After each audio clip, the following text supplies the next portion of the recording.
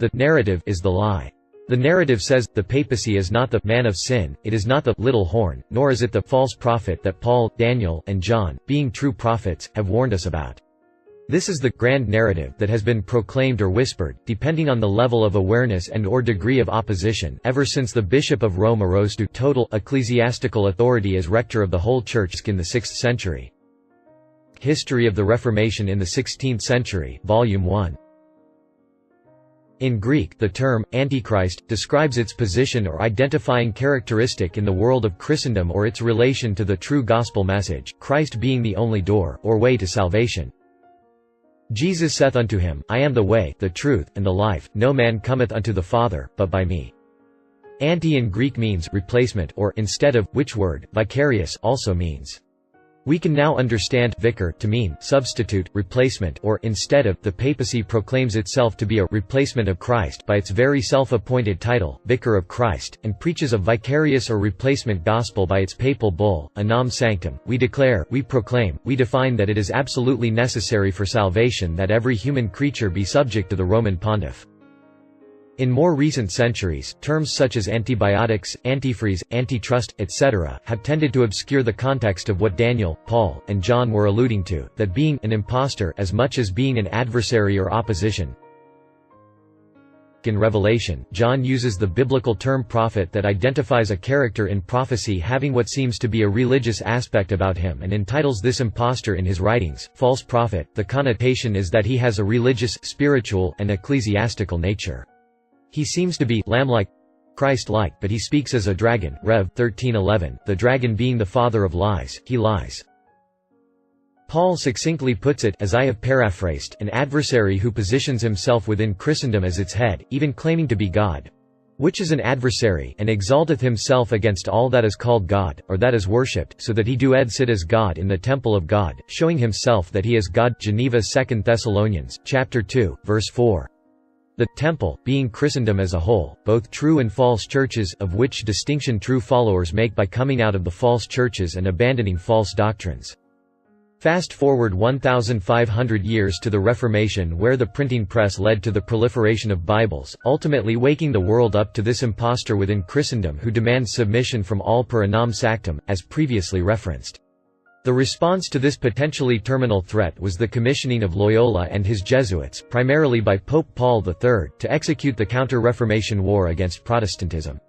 They had to take the narrative to the front page to counteract the Reformation and the millions who recognized the Roman Catholic Church as the mother of harlots and recognized the head of this impostor Christian institution as the man of sin and false prophet who they often referred to as Antichrist. Note, think about it. Would Christians really follow someone who spouted hatred for Christ? In other words, would Christians be deceived by someone who was openly against Christ, or would they be deceived by someone who on the surface seemed Christ-like but covertly he was against Christ? This was how we were to identify him, he being the papal line of popes. He looks like a sheep, talks like a sheep, and dresses like a sheep, but he is in fact a wolf beneath his masterful disguise. He is a wolf in sheep's clothing. The modern conception of the term Antichrist leaves many with the impression that he, as if it signified one person, is somehow an individual possessing a dictatorial demeanor and tyrannical rule toward man and spews hatred toward Christ. No wonder so many fail to recognize this so-called Antichrist. They are looking for a wolf instead of a sheep, or at least one with the appearance of a sheep. But how much easier would it have been for even devout Roman Catholics to consider the possibility of their beloved Pope being someone prophecy has warned about if the term false prophet were used instead. It doesn't sound so wicked as the term Antichrist does, though by his nature, he is Antichrist, having, as John says, that spirit of Antichrist. And every spirit that confesseth not that Jesus Christ is come in the flesh is not of God, and this is that spirit of Antichrist, whereof ye have heard that it should come, and even now already is it in the world. It should be noted that John said the spirit of Antichrist was already in the world in his day, some 400 years before the papacy's formation. Whether John intended for the term Antichrist to apply specifically to popery is debatable. We might consider that John was using the term as a characteristic rather than a title. Why, if John was using the term Antichrist as a title, why didn't he use the term in Revelation where the predominance of his discussion on that specific entity is found? That entity, the beast from the earth with two horns that rises up after the apparent deadly wound of the first beast, the beast from the sea, is largely agreed upon to be the false prophet, at least by earlier Christian apologists of distinction such as Guinness, Newton, and Mead, and perhaps by many in the Reformation era as well. 1. The two beasts stand side by side, they act together in everything. The earth-born beast is the prophet of the sea-born beast, and he is a false prophet. He compels subjection to the secular power, especially to its new head, that head which had been slain and healed. Guinness, Romanism and the Reformation, p. 157. 2. From the description of the 10-horned beast, or Roman state in general, the prophet passes to that of the 2-horned beast, or Roman Church in particular. The beast with 10 crowned horns is the Roman Empire, as divided into 10 kingdoms. The beast with 2 horns like a lamb is the Roman hierarchy, or body of the clergy, regular and secular. This beast is otherwise called the false prophet, as we shall see in several instances, in which there cannot be a stronger or plainer argument to prove that false doctors or teachers were particularly designed. For the false prophet no more than the beast is a single man, but a body or succession of men propagating false doctrines, and teaching lies for sacred truths. As the first beast rose up out of the sea, that is, out of the wars and tumults of the world, so this beast here, 11, groweth up out of the earth like plants, silently and without noise, and the greatest prelates have often been raised from monks and men of the lowest birth and parentage. He had 2 horns like a lamb, he had both regular and secular, the appearance of a lamb, he derived his powers from the lamb, and pretended to be like the lamb, all meekness and mildness. But he spake as a dragon, he had a voice of terror like the dragon or Roman emperors, in usurping divine titles and honors, in commanding idolatry, and in persecuting and slaying the true worshippers of God and faithful servants of Jesus Christ. He is an ecclesiastical person, but intermixeth himself much in civil affairs. He is the prime minister, adviser, and mover of the first beast, or the beast before mentioned, Vir. 12. He exercises all the power of the first beast before him. He holdeth imperium in imperio, an empire within an empire, claimed a temporal authority as well as a spiritual, hath not only the principal direction of the temporal powers, but often engageth them in his service, and enforceth his canons and decrees with the sword of the civil magistrate. As the first beast concurs to maintain his authority, so he in return confirms and maintains the sovereignty and dominion of the first beast over his subjects, and causeth the earth and them who dwell therein to worship the first beast, whose deadly wound was healed. Such is the power and authority of the beast, and now we shall see what courses he pursues to confirm and establish it. He pretends, like other false prophets, Vir. 13, to show great signs and wonders, and even to call for fire from heaven, as Elias did. His impostures too are so successful, that, noting verse 14, he deceiveth them that dwell on the earth by the means of those miracles which he hath power to do. In this respect he perfectly resembles St. Paul's man of sin, referencing 2 Thessalonians, chapter 2, verse 9, whose coming is after the working of Satan, with all power, and signs, and lying wonders, and with all deceivableness of unrighteousness, or rather they are one and the same character represented in different lights, and under different names. Thomas Newton, W.S.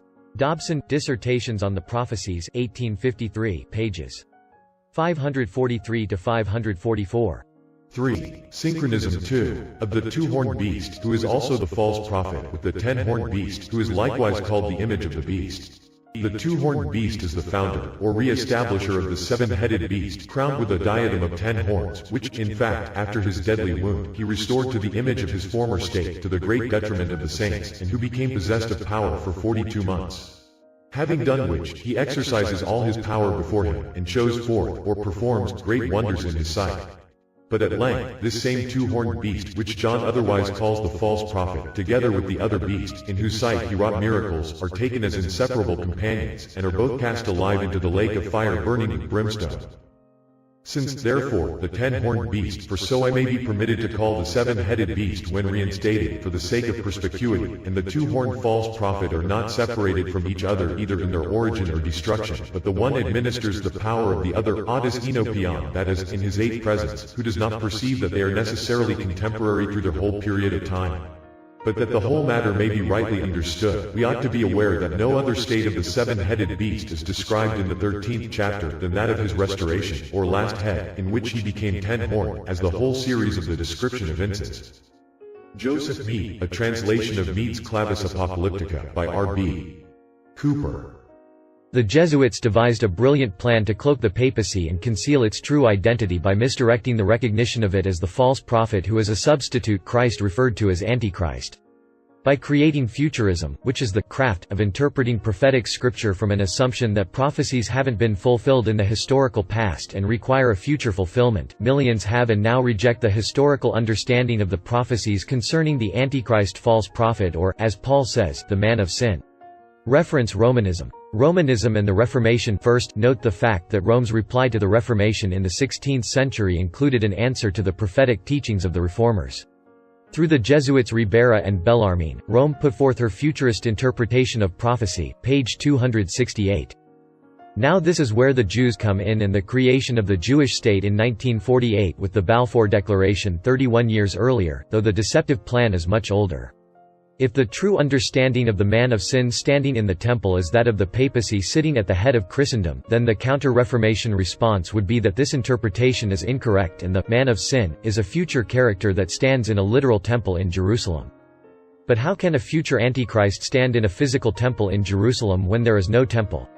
And how is a Jewish temple going to appear without tremendous Jewish support if Jews are not settled in Palestine?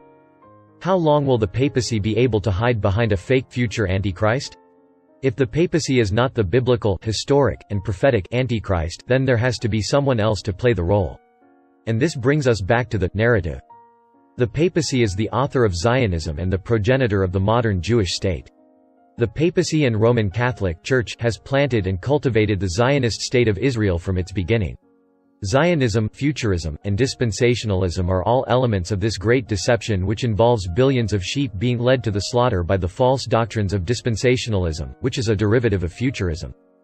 Millions still believe that the modern nation-state of Israel is the rebirth of ancient biblical Israel because this is what they've been taught.